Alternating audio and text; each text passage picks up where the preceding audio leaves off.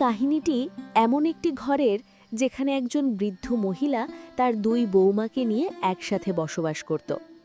কয়েক বছর আগে এই পরিবারের কর্তা রঞ্জিতবাবু মারা যায় এবং এর কিছু বছর পরে তার বড় ছেলে রাহুল আর ছোট ছেলে শুভ এক মহামারীতে মৃত্যুবরণ করে। এখন এই ঘরে শুধু মৌমিতা, তার বড় বৌমা সুমিত্রা ও ছোট বৌমা বেলার সাথে তাদের দিন পার করছে। এই ঘরে এখন কোনো পুরুষই থাকে না, শুধু এই তিনজন মহিলাই একে অপরের সাথে ভালোবাসা, স্নেহ ও অভাব নিয়ে বসবাস করছে। ওমা, বাবা তো আমাদের ছেড়ে চলে গেলেন আজ অনেক বছর হলো। আর রাহুল ভাই আর শুভ, তারাও তো চলে গেল, প্রায় 5 বছর হয়ে গেল। মা, সত্যি বলতে এখন সংসার চালানোটা না বড্ড কঠিন হয়ে যাচ্ছে। বাবা তো আমাদের জন্য অনেক জমি জমা রেখে গেছেন, তাই না মা? আমার মনে হয় যদি ওই জমি থেকে কিছুটা অংশ আমরা এখন বিক্রি করে দিই, তাহলে ঘর চালানোটা আমাদের জন্য অনেক সহজ হবে। হাতের জমানো টাকাগুলোও তো মা প্রায় শেষ হতে চলল। এভাবেই চললে সামনে আমরা কি করব? আরে বেলা, ছি, এটা তুমি কি বলছো? সামান্য একটু অভাবের দিন সামনে আসলো আর তুমি সোজাসুজি জমি বিক্রি করে দেবার কথা বলতে শুরু করলে? তোমার একবারও বুকটা কাঁপলো না? এই জমিগুলো বাবা আর তার দুই ছেলের হাড় ভাঙা খাটুনির রক্ত জল করা টাকায় কেনা, সেটা কি একবারও ভেবে দেখেছো? এই সামান্য একটু কষ্টের জন্য আমরা বাবার স্মৃতিগুলো বেচে দেব? মা, তুমি একদম চিন্তা করো না। আমি থাকতে এই বাড়ির একটা ধুলোও কাউকে হাত দিতে দেব না। যদি আমাদের পরের ঘরে কাজ করে পেট চালাতে হয়, আমরা তাই করব, কিন্তু বাবার সম্পত্তি আমরা কখনোই বিক্রি করব না। আমি দরকার হলে দিন রাত খাটব মা, তুমি শুধু দেখে নিও, আমি তোমার কোনো অযত্ন হতে দেব না। বেলা, আমি সত্যি জানতাম না যে তুমি শেষ পর্যন্ত এসব কথা বলবে। সুমিত্রা একদম ঠিক কথা বলছে। ওই জায়গা জমিগুলো শুধু মাটি নয় রে, ওগুলো তো তোমার শ্বশুরের শেষ স্মৃতি। এগুলো বেচে দেওয়া কি ঠিক হবে? আর এমনিতেও দেখো, উপরওয়ালা আমাদের সবাইকে হাত পা দিয়েছেন। আমরা তো খাটতে জানি, কিছু না কিছু একটা করে ঠিক সংসার চালিয়ে নেব, কিন্তু স্মৃতিটুকু তো অন্তত আগলে রাখি। সুমিত্রা যখন বলছে তখন নিশ্চয়ই আমাদের ভালোর জন্যই বলছে।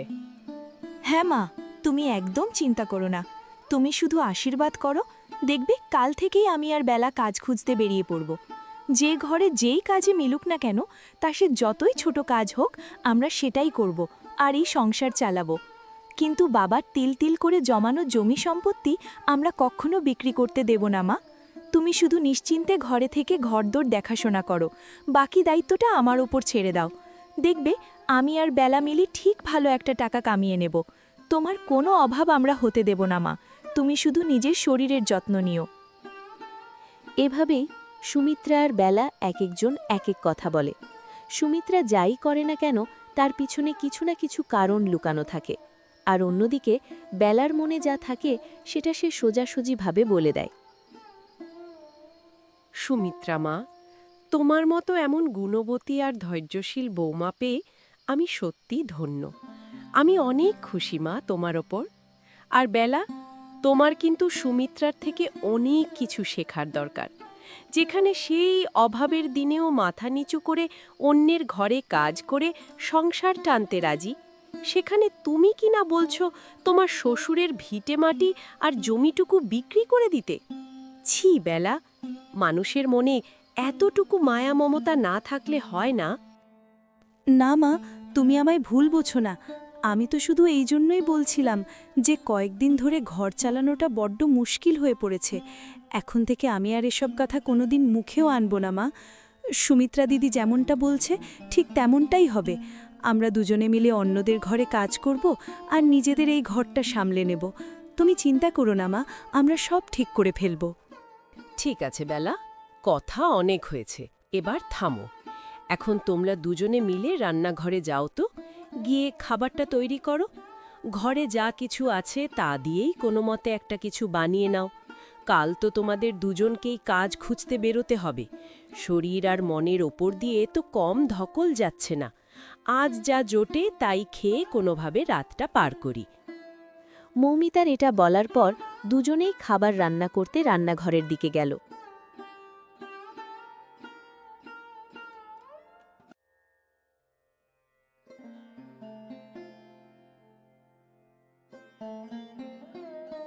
বৌদি, আমার সব রান্না হয়ে গেছে। তুমি গিয়ে একটু মাকে ডেকে আনো না।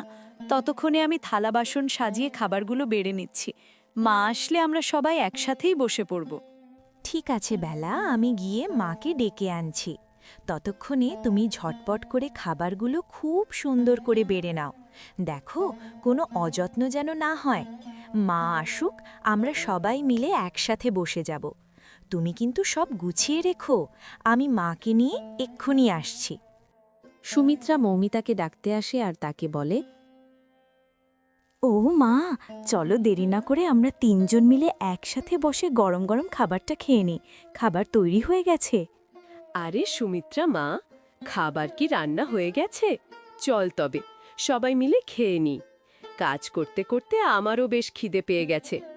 সবাই মিলে একসাথে বসে গরম গরম খেলে মনটাও ভালো লাগবে। চল মা, দেরি করে আর কাজ নেই, খেয়ে দিয়ে একটু জিরিয়ে নিতে হবে তো। মৌমিতার এটা বলার পর দুজনেই খাবার খেতে রান্নাঘরে চলে যায়। এরপর শাশুড়ি বৌমা একসাথে মিলে শান্তিতে খাবার খেতে লাগল।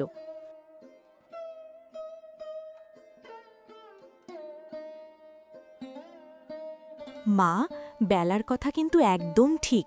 ঘরে সত্যিই এখন এক দানা খাবারও আর বেঁচে নেই। যে কোনোভাবে তো আজকের দিনটা জুটে গেল, কিন্তু কাল কি হবে? মা, তুমি একদম ভেবো না। কাল সকালেই আমি আর বেলা কাজ খুঁজতে বেরিয়ে পড়ব। এই গায়ে মানুষের তো আর অভাব নেই। যে কোনো না যে কোনো ঘরে ঠিক একটা কাজ জুটিয়ে নেব। পেটের দায়ে কাজ করতে আমাদের কোনো লজ্জা নেই মা। তুমি শুধু আশীর্বাদ করো যেন আমরা কিছু একটা জোগাড় করতে পারি। ঠিক আছে মা, তোমাদের দুজনের মুখে এই সাহসের কথা শুনে আমার বুকটা শান্তিতে ভরে গেল। ওপরবালার কাছে এই প্রার্থনাই করি, কাল যেন কোনো একটা ভালো ঘরে তোমাদের কাজের ব্যবস্থা হয়ে যায়। অন্তত সংসারটা যেন একটু সহজভাবে চলতে পারে। তা না হলে যে পরিস্থিতি দাঁড়িয়েছে, তাতে তো আমাদের সবাইকে না খেয়ে উপোস করে মরতে হবে। মা, তুমি একদম চিন্তা করো না। যা হবে সব ভালোই হবে। এখন আর এসব মন খারাপের কথা না বলে চলো আমরা ঘুমিয়ে পড়ি। সকালে তো আবার তাড়াতাড়ি উঠতে হবে। আমরা দুজনে মিলে ভোরের মধ্যেই ঘরের সব কাজ সেরে নেব, তারপর কাজ খুঁজতে বেরিয়ে পড়ব। তুমি শুধু আশীর্বাদ করো না, যেন আমরা একটা কাজ জোগাড় করতে পারি।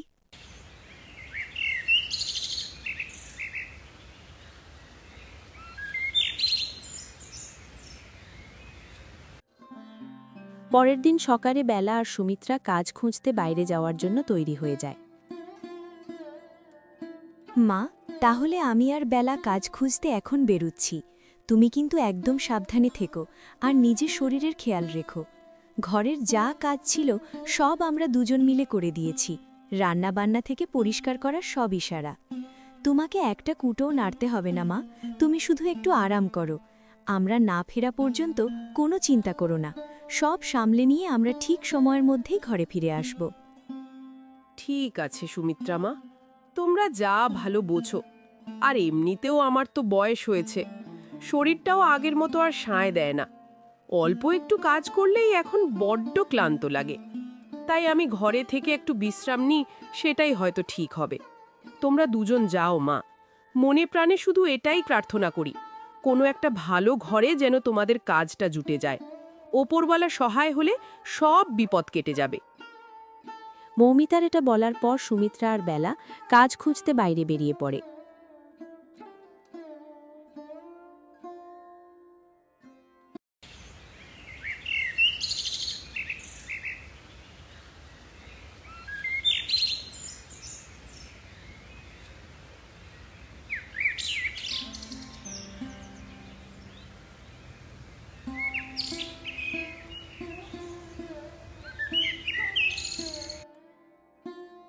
আসলে দিদি, আমরা দুজনে একটু কাজের খোঁজে বেরিয়েছি।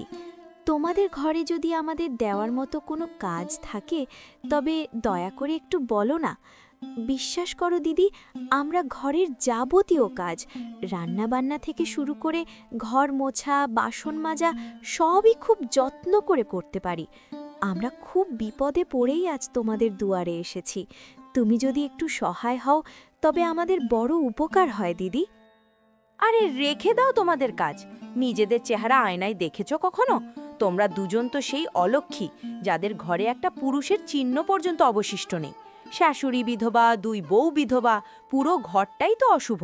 মনে হচ্ছে গত জন্মের কোনো মহাপাপীর ফল এ জন্মেই ভোগ করছো তোমরা। তা না হলে কি আর ভরা সংসার এমন শ্মশান হয়ে যায়? বলি, কোন আক্কেলে মানুষ তোমাদের দুজনকে কাজে রাখবে শুনি? নিজের ঘরটাকে কি কেউ শুধু শুধু তোমাদের মতো পাপি এনে নরক বানাবে? যাও এখান থেকে, অন্য কোথাও গিয়ে মুখ দেখাও। গ্রামের অন্য মহিলাদের মুখে এসব ঠাট্টা তামাশা শুনে বেলা আর সুমিত্রার অনেক রাগ হয়, আর ভিতরে ভিতরে তাদের অনেক খারাপও লাগে। তোমরা আমাদের কাজ দিতে না চাও তো সোজাসুজি বলে দাও না। এইসব ফালতু কথা বলে আমাদের ছোট করার কোনো দরকার নেই। আর এমনিতেও আমরা তোমাদের কাছে কাজ চেয়েছি, ভিক্ষা তো চাইনি। যদি কাজ দেওয়ার সামর্থ্য না থাকে তবে কোনো সমস্যা নেই, আমরা অন্য কোথাও দেখব। কিন্তু মনে যা আসে মুখ দিয়ে তাই বলে দেওয়া ঠিক নয়। মনে রেখো, আমরা অভাবে পড়েছি ঠিকই, কিন্তু আমাদের আত্মসম্মানটুকু এখনো হারিয়ে যায়নি। আরে, তেজ দেখেছ একবার? ঘরে পুরুষ মানুষগুলো তো নেই, তবু এই 2 আপদ বিপদের মুখের জোর কত! বিধবা হওয়ার পরেও দেখি জিতটা বেশ লিকলিক করছে। আমাদেরই পাড়ায় দাঁড়িয়ে, আমাদেরই ভিটে পা রেখে আমাদেরকেই কথা শোনানো হচ্ছে। বলি, ও পাপের হাড়িগুলো এখান থেকে বিদায় হও দেখি। ওই অপয়া মুখ নিয়ে এখানে দাঁড়িয়ে থেকে এই তল্লাটের শান্তিটা আর নষ্ট করো না। যে পাপ করেছ তার ফল তো ভোগ করছই, এখন কি আমাদেরও ডোবাতে চাও? যাও, মুখ কালো করে অন্য কোথাও গিয়ে মরণ কামড় দাও। যাও বলছি, বিদায় হও। হ্যাঁ, আমরা চলেই যাচ্ছি। তোমাদেরই আকাশ ছোঁয়া অহংকার তোমাদের কাছেই রাখো। আমরা অন্তত চোর ডাকাতি করছি না। পেটের দায়ে কাজ খুঁজছি, সেটা যেভাবেই হোক আমরা ঠিক খুঁজে বের করবই। আর শোনো, তোমাদের মতো এমন মানুষের ঘরে কেই বা কাজ করবে? এখানে বেশি কথা বলা মানে সময় নষ্ট। বেলা, চলো তো এখান থেকে। এসব মহিলার সাথে কথা বলে শুধু শুধু নিজেদের সময় নষ্ট করার কোনো দরকার নেই। আমাদের কপাল ভালো যে তোমাদের মতো লোকের ঘরে আমাদের কাজ করতে হচ্ছে না। সুমিত্রার এটা বলার পর তারা সেখান থেকে চলতে শুরু করে।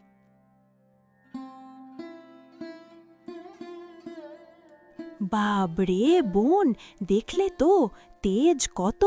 বিধবা হয়েও দুজনের মুখের ধার দেখেছ? আমাদেরই ঘরের দুয়ারে দাঁড়িয়ে আমাদেরকেই উল্টো 2 কথা শুনিয়ে দিয়ে গেল। দিনকাল যা পড়েছে না, এখন চোর ডাকাতের চেয়েও এই অলক্ষীদের গলার জোর বেশি।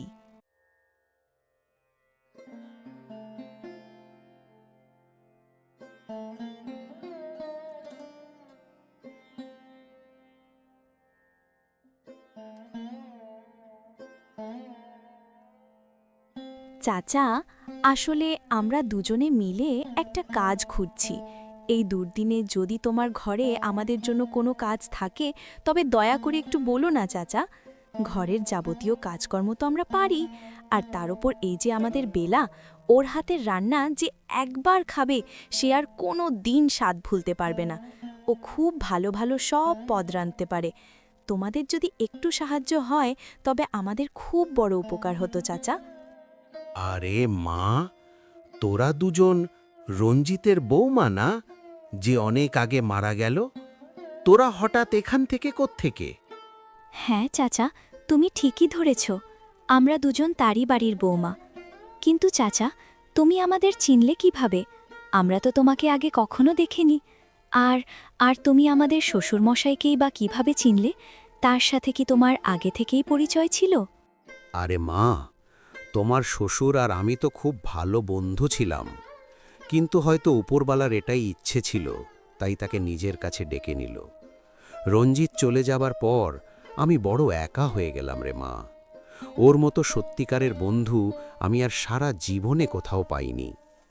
তারপর শুনলাম ওই মহামারীর সময় রাহুল আর শুভ নাকি চলে গেল। খবরটা শুনে আমার খুব কষ্ট হয়েছে, কিন্তু আমাদের আর কি বা করার আছে বলো? সবই তো উপরবালার খেলা। হ্যাঁ চাচা, তুমি ঠিকই বলেছ। আমরাই বা আর কি করতে পারি বলো? এই দুনিয়ায় তো আমরা সবাই দুদিনের অতিথি মাত্র। আর আমাদের অবস্থা তো তোমার অজানাও কিছু নেই চাচা। এই কারণেই আমাদের পক্ষে এখন একটা দিন সংসার চালানোও কঠিন হয়ে পড়েছে। এজন্যই তো পেটের দায়ে আমি আর বেলা আজ কাজ খুঁজতে বেরিয়েছি। কাজ চাইলে লোকে সাহায্য করবে কি, উল্টো পথে কিছু মহিলা তো আমাদের বিধবা হওয়ার কারণে আড়ালে আবডালের ঠাট্টা তামাশাও করতে লাগলো। মানুষের মন যে এত ছোট হয় ভাবিনি চাচা। যাই হোক, সেসব কথা ছাড়ো। তোমার ঘরে কি আমাদের মতো অভাগীদের জন্য কোনো কাজ মিলবে চাচা? আরে মা, এটা কি কোনো কথা বললে? তোমার শ্বশুর ছিল আমার সবচেয়ে প্রাণের বন্ধু। আজ সে নেই বলে কি আমি তোমাদের পর হয়ে গেছি? তোমাদের দুজনকে কাজ দেওয়া তো এখন আমার কর্তব্যের মধ্যে পড়ে। আর সত্যি বলতে আমার ঘরেও এখন অনেক কাজ জমে আছে। তোমাদের চাচিরও তো বয়স হয়েছে, একটু বেশি কাজ করলেই হাঁপিয়ে যায়, শরীর আর সয় না। তোমরা এক কাজ করো, কাল থেকে প্রতিদিন আমার ঘরে এসো। ঘরের সব কাজকর্ম তোমরাই দেখে শুনে সামলে নিও। রঘু চাচার এসব কথা শুনে বেলা আর সুমিত্রা অনেক খুশি হয়ে যায়। দুজনের চেহারায় হালকা খুশি আসলো। তখনই সুমিত্রা বলে উঠল, তোমাকে যে কি বলে ধন্যবাদ দেব চাচা, আমি ভাষা খুঁজে পাচ্ছি না। তুমি সত্যি অনেক বড় মনের মানুষ। এই যুগে তোমার মতো লোক মেলাভার। তা চাচা, তোমার যদি কোনো আপত্তি না থাকে তবে দেরি করে আর লাভ কি? আমি আর বেলা না হয় এখন থেকেই কাজে লেগে পড়ি, ঘরদোরগুলো একটু গুছিয়ে দিই, আর সেই সাথে চাচির সাথেও দেখা হয়ে যাবে। আরে কেন নয় মা, অবশ্যই। চলো, আজই তোমাদের দুজনকে তোমাদের চাচির সাথে পরিচয় করিয়ে দিই। ও তোমাদের দেখলে যে কত খুশি হবে সেটা তোমরা কল্পনাও করতে পারবে না। ও তো সারাদিন একাই থাকে, তোমাদের মতো দুজনকে পাশে পেলে ওরও খুব ভালো লাগবে। চলো আমার সাথে। রঘুর এটা বলার পর সে বেলা আর সুমিত্রাকে তার সাথে তার ঘরে নিয়ে চলল।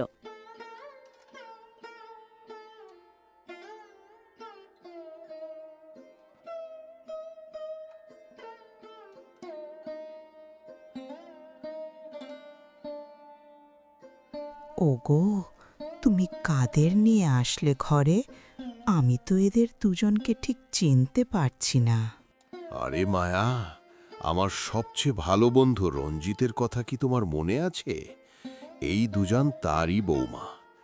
কি দিনকাল পড়ল দেখো, মহামারীতে ওই রঞ্জিতের ওই দুই ছেলেই মারা গেল। এখন ওদের ঘরে শুধু ওদের শাশুড়ি আর এই দুজনাই থাকে। বেচারাদের ঘর চালানো বড় কঠিন হয়ে পড়েছে রে মায়া। তাই ওরা অন্যের বাড়িতে কাজ খুঁজতে বেরিয়েছে। আর আমাদের ঘরেও তো অনেক কাজ পড়ে থাকে। অন্যদিকে তোমার যে শরীর, এই অসুস্থতা নিয়ে তুমি তো একা সব সামলাতে পারবে না। তাই আমি ঠিক করলাম এখন থেকে আমাদের ঘরের সমস্ত কাজকর্ম এই দুজনাই সামলে নেবে। আরে, এটা তো তুমি খুব ভালো কথা বলেছ। এতে আমাদেরও যেমন উপকার হবে, ওদের সংসারটাও চলবে। বেশ তো, এখন থেকে ওরাই সব সামলাক। তবে দেখো ওগো, ওদের কাজের বিনিময়ে পয়সা কড়িটুকু যেন ঠিকঠাক মতো দিও। ওদের অবস্থা তো বুঝতেই পারছ, তাই অভাবের দিনে যেন ওদের কষ্ট না হয়। চাচি, কথা তো অনেক হলো। তুমি আর চাচা আরাম করে বসো। আমরা দুজন থাকতে তোমাদের আর কোনো চিন্তা করতে হবে না। আমরা এখনই রান্নাঘরে গিয়ে সব কাজ চটপট গুছিয়ে ফেলছি, আর তোমাদের জন্য চমৎকার করে খাবারও রেঁধে দিচ্ছি। তোমরা শুধু দেখবে আর খাবে। সুমিত্রা এটা বলে বেলার সাথে কাজ করতে রান্নাঘরের দিকে গেল।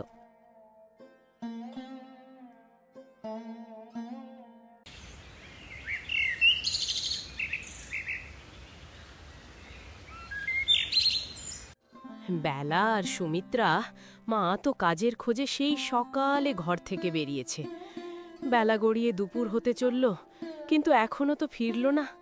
জানি না কপালে কি আছে, তারা কোথাও কাজ পেয়েছে নাকি পায়নি তাও বুঝতে পারছি না। এই অনিশ্চয়তা যেন আর সহ্য হচ্ছে না। ওপরওয়ালা মুখ তুলে তাকালে তবেই রক্ষা।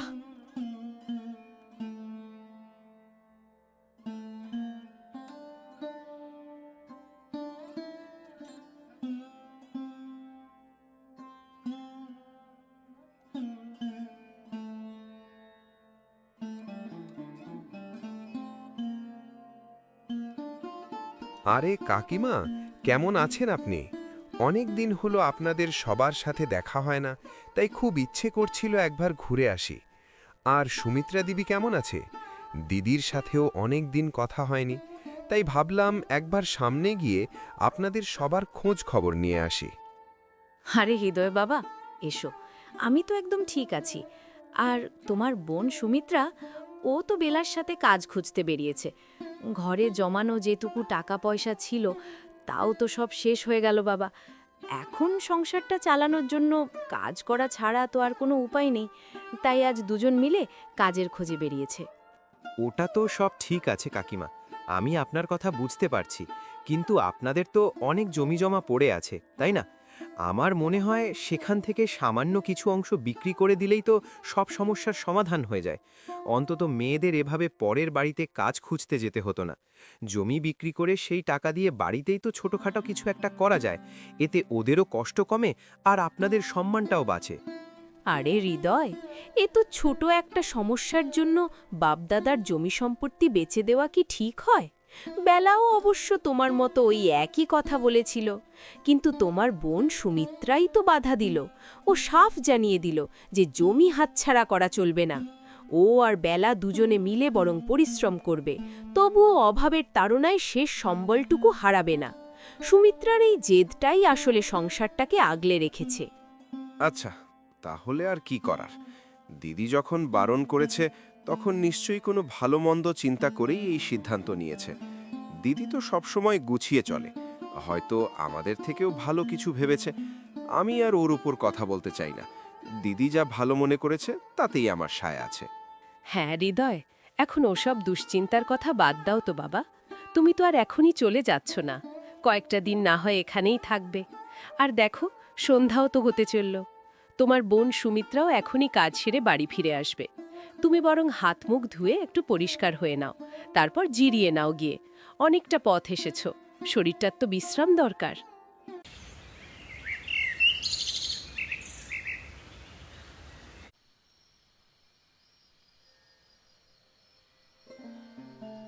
হৃদয়, তুই কত দিন পরে আসলি বলতো? তোকে দেখে যে কত ভালো লাগছে। এবার কিন্তু তোর কোনো কথা শুনবো না, তোকে কিছুদিন আমাদের কাছে এখানে থাকতেই হবে। বোনকে তো ভুলেই গেছিস প্রায়। তা বলতো ভাই, বাড়ির খবর সব কি? মা বাবা আর বাকিরা সবাই কি ঠিকঠাক আছে? কোনো সমস্যা হচ্ছে না তো ওদিকে? তুই আসা মানেই তো আমার ঘরটা একদম আনন্দে ভরে ওঠা। হ্যাঁ দিদি, ওখানে সব ঠিকঠাকই আছে, যেমনটা তুমি চেয়েছিলে। তবে তোমাকে কি একটা কথা জিজ্ঞেস করতে পারি? আরে পাগল, তুই কি আমাকে পর ভাবিস নাকি? কি সব অনুমতি নেওয়ার কথা বলছিস? তুই একদম নিঃসন্দেহে বল যা বলার আছে, কোনো দ্বিধা করিস না। বল, কি বলতে চাস তুই? আমি শুনছি তো। দিদি, আমি যখন এখানে এলাম তখন কাকিমার সাথে আমার বেশ কিছু কথা হলো। তখনই জানতে পারলাম যে তুমি আর বেলা দিদি নাকি মানুষের ঘরে কাজ খুঁজতে বেরোচ্ছ। সত্যি বলতে বিষয়টা আমার একদম ভালো লাগেনি, তাই আমি কাকিমাকে পরামর্শ দিয়েছিলাম কিছু জমিজমা বিক্রি করে দিতে। কিন্তু কাকিমা তো আমাকে অবাক করে দিয়ে বললেন যে তুমি নাকি ওসব বিক্রি করতে মানা করেছ। আমি কি জানতে পারি দিদি তুমি এমনটা কেন করলে? এমনিতেও তো এই ঘরের এখন কোনো নামগন্ধ বা ওয়ারিশ নেই। এই পড়ে থাকা সম্পত্তি আগলে রেখে এখন আর কি লাভ হবে? তার চেয়ে বরং ওগুলো কাজে লাগানোই কি বুদ্ধিমানের কাজ নয়? আরে পাগল, তুই তো সবটা জানিস না। এই ঘরের কোনো ওয়ারিশ নেই তো কি হয়েছে? কেন, আমি আছি না? আর আমার সাথে এখন থেকে তুইও থাকবি। আমি শুধু সঠিক সময়ের অপেক্ষা করছি রে ভাই। একবার সুযোগটা পেতে দে। শ্বশুরমশাইয়ের এই সব জমি সম্পত্তি আমি এক চুটকিতে আমার আর তোর নামে করে নেব। এখন তো আমি শুধু মায়ের সামনে ওই লক্ষ্মী বৌমার মুখোশটা পরে নাটক করছি, কিন্তু যেদিন আমার উদ্দেশ্য পূর্ণ হবে না, দেখিস ওই দিন থেকে এই ঘরে শুধু আমার হুকুম চলবে। তখন মা আর বেলা সবাই আমার হাতের পুতুল হয়ে থাকবে। আরে বাহ দিদি, তুমি তো দেখি আমার চেয়েও কয়েক কাঠি উপরে চলো। তোমার বুদ্ধি দেখে তো আমি থ হয়ে গেছি। শোনো, এখন থেকে তোমার এই লাভজনক যাত্রায় আমিও তোমার সঙ্গী। তুমি একদম চিন্তা করো না, আমি তোমার সাথেই আছি। সত্যি বলতে এতে লাভ তো শেষমেশ আমারই হবে। কোনো হাড় ভাঙা খাটুনি ছাড়াই এত এত জমি জমা আর সম্পত্তি হাতের মুঠোয় চলে আসবে, এর চেয়ে বড় আর কী বা হতে পারে? তবে দিদি, এখন থেকে এসব কথা একটু মেপে মেপে বলো।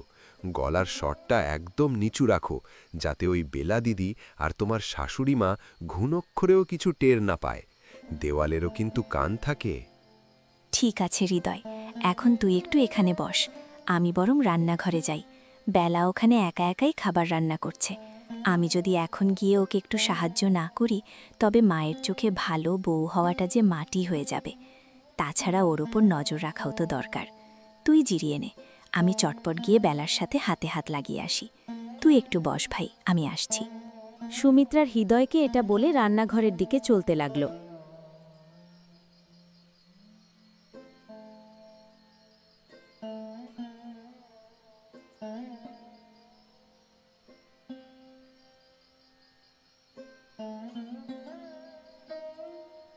আরে বেলা, এর মধ্যে তুমি সব রান্না শেষ করে ফেললে? একা হাতে এতগুলো কাজ করলে, আমাকে একবার ডাকলে না কেন? আমি তো হৃদয়ের সাথে একটু জরুরি কথা বলছিলাম। আচ্ছা, মা কোথায় গেল বলো তো? আসার সময় তো ঘরে দেখলাম না, কোথাও দেখা যাচ্ছে না যে। মা কি বাড়ির বাইরে কোথাও গেল, নাকি পাশের ঘরে আছে? তুমি কি কিছু জানো? বৌদি, মা হয়তো এখন নিজের ঘরে বিশ্রাম নিচ্ছেন। এদিকে দেখো, খাবারও প্রায় তৈরি হয়ে গেছে। একটু পরেই আমরা সবাই একসাথে বসে তৃপ্তি করে খেয়ে নেব। আর হৃদয়, ও তো অনেকদিন পর আমাদের এখানে এসেছে। ওকে একটু ভালো মন্দ যত্ন করে না খাওয়ালে চলে বলো? তাই তো আমি একটু মন দিয়েই রান্নাটা করছি। ওর যাতে কোনো অযত্ন না হয়, সেটা আমাদেরই দেখতে হবে বৌদি। হ্যাঁ হ্যাঁ বেলা, তুমি একদম ঠিক বলেছ। আমার ভাইটা কতদিন পর নিজের বোনের বাড়িতে বেড়াতে এলো, ওর আদর যত্ন তো আমাদেরই করতে হবে, তাই না? আচ্ছা শোনো, তুমি এখন চটপট খাবারটা বেড়ে নাও তো। আমি গিয়ে মা আর হৃদয়কে ডেকে নিয়ে আসছি। তারপর আমরা সবাই মিলে একসাথে বসে আনন্দ করে খেয়ে নেব। তুমি হাত চালাও, আমি ওদের নিয়ে এক্ষুনি আসছি। সুমিত্রা বেলাকে এটা বলে তার ভাই হৃদয় ও শাশুড়ি মাকে খাবার খেতে ডাকতে গেল।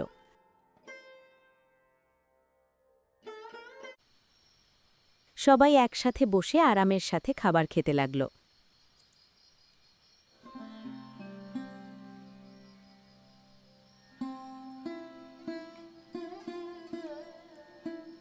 আরে সুমিত্রা মা, কাজের কথায় আমি তো আসল কথাটাই জিজ্ঞেস করতে ভুলে গেছি। তোমরা শেষমেশ কোথায় আর কী ধরনের কাজ পেয়েছো মা? আর সেই জায়গাটা আমাদের বাড়ি থেকে ঠিক কতটা দূরে? মানে তোমাদের যাতায়াতে খুব বেশি কষ্ট হবে না তো? মা, আসল কথাটা তোমাকে বলতে একদম ভুলেই গিয়েছিলাম। আমরা যখন কাজ খুঁজতে খুঁজতে পাশের গ্রামে গেলাম না, সেখানে হঠাৎ করেই আমাদের বাবার সেই প্রিয় বন্ধু রঘু চাচার সাথে দেখা হয়ে গেল। বিশ্বাস করো মা, প্রথমে তো আমরা ওনাকে চিনতেই পারিনি, কিন্তু পরে উনি যখন নিজে থেকে পরিচয় দিলেন, তখন যেন থরে প্রাণ ফিরে পেলাম। আমাদের কষ্টের কথা শুনে উনিই দয়া করে ওনার বাড়িতে কাজ করার কথা বললেন।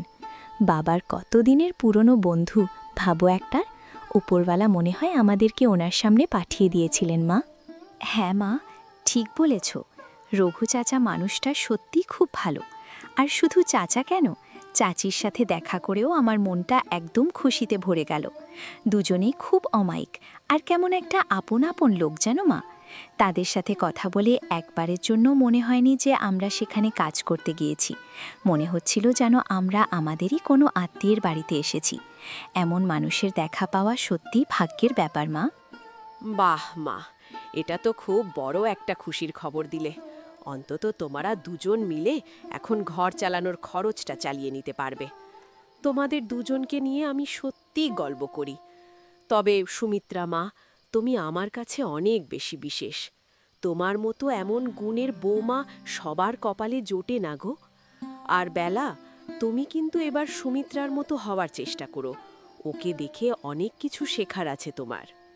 মৌমিতার এসব কথা শুনে হৃদয় মনে মনে ভাবে, এটা তো মানতেই হবে, দিদি ভালো বৌমা হওয়ার যে নাটকটা শুরু করেছ, সেটা একদম বিশ্বমানের।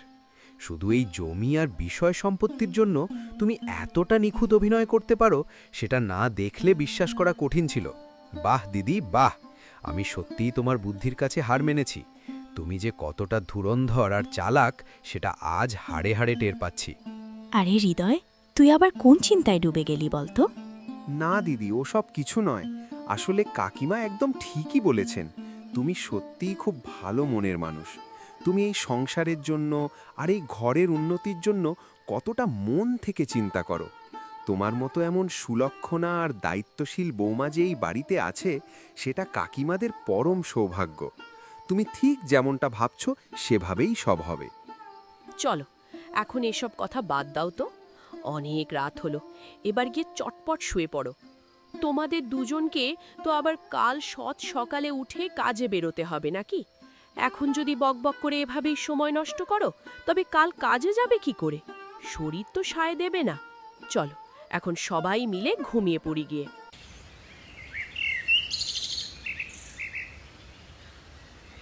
পরের দিন সকালবেলা সবাই চা খেতে একসাথে বসে পড়ল। তুই তো কিছুদিন এখানেই থাকবি। মা, দেখো কি ভালো হলো, এখন আর ঘরে তোমাকে একা একা থাকতে হবে না। আমরা কাজে বেরিয়ে গেলে তুমি তো একদম একা হয়ে যেতে, বড্ড বিরক্ত হতে একা ঘরে। এখন হৃদয় থাকলে তোমার অন্তত একটা কথা বলার মানুষ হবে, সময়টাও ভালো কাটবে। আর ও তো তোমার নিজের ছেলের মতোই, তাই না মা? ঘরের ছেলে ঘরে থাকলে আমাদেরও মনটা শান্তিতে থাকবে। হ্যাঁ দিদি, তুমি একদম ঠিক ধরেছ। আমি বেশ কয়েকদিন থাকার পাকাপোক্ত প্রস্তুতি নিয়েই এসেছি। আর এখন তো আমার না থেকে উপায় নেই, কারণ আমি এখানে এমনি এমনি আসিনি। আমার বিশেষ কিছু উদ্দেশ্য আছে, আর সেই উদ্দেশ্যগুলো পূরণ না হওয়া পর্যন্ত আমি এক পাও নড়ছি না। তুমি তো জানোই দিদি, আমি যা পেতে চাই সেটা না পাওয়া পর্যন্ত হাল ছাড়ি না। হৃদয়ের এসব কথা শুনে সুমিত্রার চেহারায় মুচকি হাসি দেখা যায়। আর অন্যদিকে বেলা জিজ্ঞেস করে, আরে হৃদয়, উদ্দেশ্য? কেমন উদ্দেশ্যের কথা বলছো তুমি? আমরা তো কিছুই বুঝতে পারছি না। যা বলার একটু খোলসা করেই বলো না। আরে বেলা, হৃদয়ের কথা ছাড়ো তো, ও তো সবসময় একটু মজা করতে ভালোবাসে। আর এখন এসব নিয়ে বেশি কথা বলার সময় নয়। রঘু চাচা হয়তো আমাদের জন্য বাড়িতে অপেক্ষা করছেন। এমনিতেও হৃদয় তো এখানে কয়েকদিন থাকবেই, তখন না হয় ওর সাথে অনেক গল্প করা যাবে। এখন বরং চলো আমরা দুজনে তাড়াতাড়ি কাজ সেরে ফিরে আসি, তারপর সবাই মিলে বসে আরামে আড্ডা দেব। চলো বেলা, দেরি হয়ে যাচ্ছে। হ্যাঁ সুমিত্রা মা, একদম ঠিক কথা। কাজের দ্বিতীয় দিনই যদি তোমরা দেরি করে পৌঁছো তবে সেটা একদমই ভালো দেখাবে না। রঘু লোকটা তোমাদের ওপর দয়া করে এই কাজটা দিয়েছে। এটা আমাদের জন্য কত বড় উপকার তা বলে শেষ করা যাবে না। এখন আর দেরি না করে তোমরা দুজন ঝটপট তার ঘরের উদ্দেশ্যে বেরিয়ে পড়ো তো। এই চায়ের কাপগুলো নিয়ে তোমাদের ভাবতে হবে না, আমি গিয়ে রান্নাঘরে রেখে দিচ্ছি। ঠিক আছে মা, আশীর্বাদ করো যেন কাজটা ঠিকঠাক করতে পারি। আমি আর বেলা তাহলে এখন বেরোচ্ছি। তুমি আর হৃদয় সাবধানে থেকো মা, নিজেদের খেয়াল রেখো কিন্তু। রান্নাঘরে আমি দুপুরের খাবার সব গুছিয়ে রেখে এসেছি, সময় মতো তোমরা দুজন খেয়ে নিও কিন্তু, দেরি করো না একদম। চল। এইটুকু বলে সুমিত্রা বেলার সাথে কাজের জন্য রঘু চাচার ঘরের উদ্দেশ্যে বেরিয়ে পড়ে। কাকিমা, একটু কথা ছিল আপনার সাথে।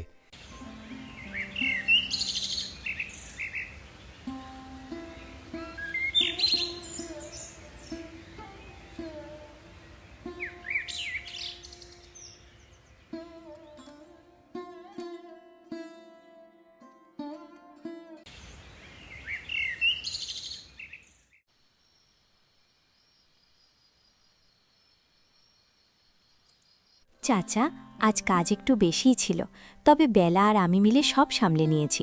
ঘরের কোণা থেকে রান্নাঘর সব ঝকঝকে করে দিয়েছি, আর খাবারও বেড়ে রেখেছি। এখন যদি অনুমতি দাও চাচা, তবে আমরা দুজনে বাড়ির দিকে রওনা দিই। অনেক রাত হয়ে গেছে তো, রাস্তাঘাটও তেমন ভালো না। তাছাড়া বাড়িতে মা আর ভাই আমার জন্য চিন্তা করবে। কাল আবার একদম ভোরে চলে আসবো চাচা। আজ তাহলে আসি। হ্যাঁ মা, ঠিক আছে। তোমরা দুজন এখন বাড়ির দিকে রওনা দাও। রাত তো অনেক হয়ে গেল, আর বেশি দেরি করা ঠিক হবে না। শোনো মা, আজ আর কাল এই দুদিনের পাওনা টাকা আমি কাল একসাথেই দিয়ে দেব। এখন তোমরা সাবধানে বাড়ির দিকে বেরিয়ে পড়ো তো দেখি। অন্ধকার পথ, একটু সাবধানে যেও। রঘু চাচার এটা বলার পর সুমিত্রা আর বেলা ঘরের উদ্দেশ্যে চলতে লাগল।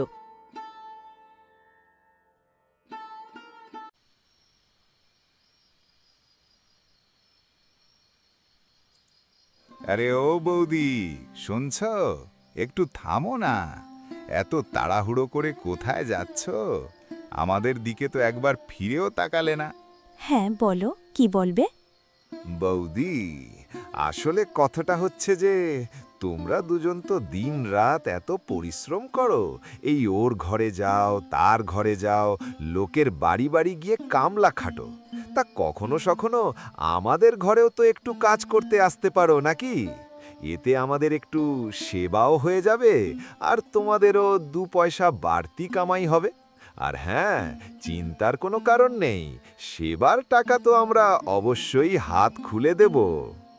গ্রামের যুবক লোকদের কাছ থেকে এরকম কথা শুনে সুমিত্রা আর বেলার অনেক রাগ হয়, আর সুমিত্রা রাগে বলে, তোমাদের কি লজ্জা শরম নেই?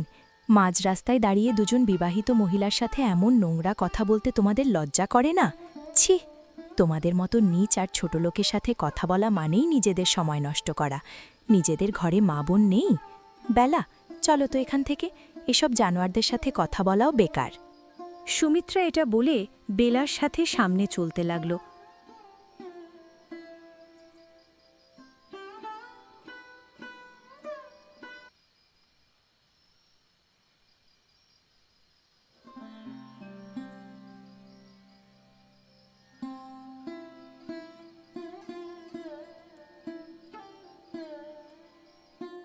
সুমিত্রা আর বেলা কাজ থেকে ঘরে ফিরে আসে। এসেই তারা দেখে মৌমিতা রাগ করে বসে আছে। ও মা, আজ তোমার মুখখানা এমন শুকিয়ে আছে কেন? তুমি এত রাগ করে আছো কেন মা? আজ পর্যন্ত তো তোমাকে কোনোদিন আমি এমন গম্ভীর হয়ে থাকতে দেখিনি। আমার তো খুব ভয় করছে মা, শরীর টরীর খারাপ হলো নাকি? নাকি কেউ কিছু বলেছে তোমাকে? দেখো মা, তোমার এই লক্ষ্মী মেয়েটা তো পাশেই আছে। যদি কোনো চিন্তার বিষয় থাকে তবে তুমি নিশ্চিন্তে আমাকে বলতে পারো। তোমার সব চিন্তা আমি চোখের পলকে দূর করে দেব। তুমি শুধু একবার হুকুম করো মা। বাহ মহারানী, বাহ! বলি, তুমি তো দেখি ওস্তাদ খেলোয়াড়, খুব তো নাটক করতে পারো দেখছি। তা এই সতী লক্ষ্মী আর ভালো বৌমা হওয়ার ঢং আর কতকাল চলবে শুনি? যার মনের ভেতরে এত বিষ, সে বাইরে এমন অমৃতের নাটক না করলেই পারত। যা মনে ছিল তা সোজাসুজি বলে দিলেই তো চুকে যেত। এভাবে আমাদের চোখে ধুলো দিয়ে নাটক করার কি দরকার ছিল? তোমার আসল রূপটা যে এত ভয়ঙ্কর, সেটা বুঝতে আমার বড্ড দেরি হয়ে গেল। মা, তুমি এসব কি বলছো? আমি তো বুঝতে পারছি না। সুমিত্রা, অনেক হয়েছে। এখন তোমার ওই সতীলক্ষ্মী সাজার নাটকটা দয়া করে বন্ধ করো। তোমার ওই মিষ্টি কথার আড়ালে যে কত বড় শয়তান লুকিয়ে আছে, সেটা আমি এখন খুব ভালো করেই জেনে গেছি। এতদিন তোমার মিথ্যে মায়ায় আমি অন্ধ হয়েছিলাম, কিন্তু আর না। ভেবেছ কি আবারও তোমার কান্নাকাটি আর ছলাকলায় আমি ভুলবো? সেই গুড়ে বালি। মৌমিতা আর তোমার জালে দ্বিতীয়বার ফাঁসবে না, এটা মনে রেখো। মা, আসলে এখানে কি হচ্ছে বলো তো? আমি সত্যি বলছি মা, আমি তো কিছুই বুঝতে পারছি না। তোমরা কি কেউ আমাকে একটু খুলে বলবে আসলে ব্যাপারটা কি? তাহলে শোনো বেলামা, আজ সকালে যখন তোমরা দুজন কাজ করতে ঘর থেকে বেরিয়ে গেলে, ঠিক তারপরেই আসল ঘটনাটা ঘটল। কাকিমা, একটু কথা ছিল আপনার সাথে। একা পেয়ে ভালোই হলো। আসলে অনেকক্ষণ ধরে একটা কথা আপনাকে বলবো ভাবছি, কিন্তু সবার সামনে বলতে পারছিলাম না। বাড়ির যা পরিস্থিতি আর দিদির যা অবস্থা, সবকিছু মিলিয়ে আমার মনটা বড় অস্থির হয়ে আছে। আপনার ভালোর জন্যেই কিছু কথা জমানো আছে আমার কাছে। একটু কি সময় হবে কাকিমা? হ্যাঁ হৃদয় বাবা, বলো কি বলবে। কোনো সংকোচ করো না। এমনিতেও সুমিত্রা আর বেলা তো কাজে বেরিয়ে গেল। এখন বাড়িতে আমরা দুজন ছাড়া আর তো কেউ নেই। আজ সারাটা দিন না হয় আমরা মনের সুখে কথা বলেই কাটাবো। অনেক দিন তো তোমার সাথে প্রাণ খুলে গল্প করা হয় না, বলো। বলো বাবা, কি বলছিলে? হৃদয় তার বোন সুমিত্রার সব সত্য মৌমিতাকে বলে দেয়, কারণ সে চায় না যে এই পরিবারে কখনো কোনো লড়াই হোক অথবা এমন কোনো পরিস্থিতি তৈরি হোক যে যাতে এই ছোট পরিবারে ভেদাভেদ চলে আসে, যাতে 3 শাশুড়ি বৌমা মিলে শান্তিতে বসবাস করতে পারে। দিদি, আমাকে তুমি মাফ করে দিও, কিন্তু কি জানো তো, আমি চাইনি এই ছোট্ট শান্ত পরিবারটায় কিছু লোকের কারণে কোনো বড় রকমের সমস্যা তৈরি হোক। আমি অনেক ভেবে দেখলাম সত্যিটা লুকিয়ে রাখলে আমাদের সবারই অমঙ্গল হবে, তাই বাধ্য হয়ে আমি কাকিমাকে সব সত্যি কথা বলে দিয়েছি। আমি আসলে তোমাদের সবার ভালো চেয়েছি দিদি, বিশ্বাস করো, আমার মনে অন্য কোনো উদ্দেশ্য ছিল না। সুমিত্রা, আমি তোমাকে নিজের মেয়ের থেকেও বেশি ভালোবাসতাম রে। বেলার চেয়েও তোকে আমি সব সময় বেশি গুরুত্ব দিয়েছি, মাথায় তুলে রেখেছি। কিন্তু তোমার মনটা যে এত নোংরা আর বিষাক্ত হতে পারে তা আমি স্বপ্নেও ভাবিনি। আজ আমার নিজের ওপর যেমন রাগ হচ্ছে, তার চেয়েও বেশি বুকটা ফেটে যাচ্ছে দুঃখে। যাকে আমি এতদিন তুচ্ছ-তাচ্ছিল্য করেছি, সেই বেলাই আমাকে মন খুলে সব বলতো, মনে কোনো কিছু লুকিয়ে রাখেনি। আজ সত্যি নিজের বিচার বুদ্ধির ওপর বড় ঘৃণা হচ্ছে আমার। একটা ছোট পরিবার, সেখানে সবাই মিলেমিশে ভালোবাসা নিয়ে থাকার কথা ছিল। কিন্তু এসব জানার পর মানুষের ওপর থেকে আমার বিশ্বাসটাই উঠে গেল, বিশ্বাসটাই ভেঙে গেল। মৌমিতার এসব কথা শুনে সুমিত্রা তার ভুল বুঝতে পারে। জায়গা জমির লোভ, ভালো বৌমা হওয়ার নাটক, এসব কিছু যে কতটা ভুল তা সুমিত্রা ভালো করেই বুঝতে পারে। ওর মন দুঃখে ভরে গেল। তারপর সে হাত জোর করে মৌমিতার কাছ থেকে ক্ষমা চাইতে লাগল। মা, তুমি আমাকে মাফ করে দাও। আজ আমি আমার সব ভুল বুঝতে পারছি। এখন থেকে আমি আর কখনো এই ভুল করব না, এটাতে আমি তোমাকে ভরসা দিতে পারি। আমি যা করেছি তা তোমাকে দুঃখিত করেছে, তা আমি জানি। এজন্য আমি মন থেকেই ক্ষমা চাইছি। দয়া করে আমাকে একবার মাফ করে দাও না মা, একটিবার সুযোগ দাও, আমি নিজেকে শুধরে নেব। ঠিক আছে সুমিত্রা মা, তুমি যে নিজের ভুলটা বুঝতে পেরেছ, এটাই আমার কাছে অনেক বড় পাওয়া। দেখো মা, এই সংসারে আমরা এই ৩ জন মোটে নারী। আমাদের ৩ জনের মনে যদি একে অপরের প্রতি বিষ বা উল্টোপাল্টা চিন্তা থাকে, তবে এই ঘরে শুধু দুঃখ আর অশান্তিই বাসা বাঁধবে।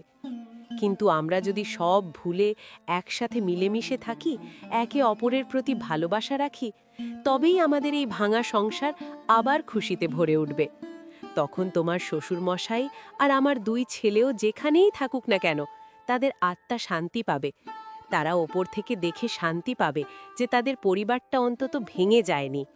এভাবে সুমিত্রা তার ভুল বুঝতে পারে, আর মৌমিতা তাকে মাফ করে দিয়ে বড় হৃদয়ের পরিচয় দেয়।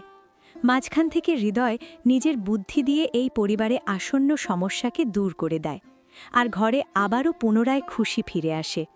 এখন থেকে এই পরিবার ভালোবাসা, স্নেহ ও খুশিতে ভরা এক সুন্দর পরিবার হয়ে ওঠে।